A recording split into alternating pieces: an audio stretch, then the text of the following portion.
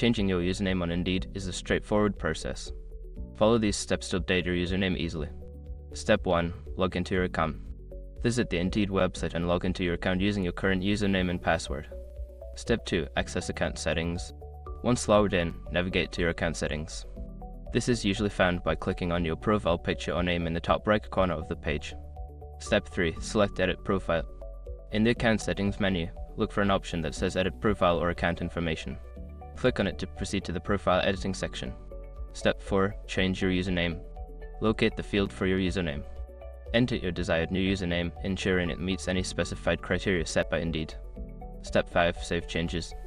After entering your new username, scroll down and click the Save or Update button to apply the changes.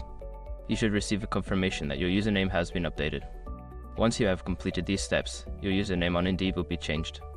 If you encounter any issues, consider reaching out to Indeed's customer support for assistance.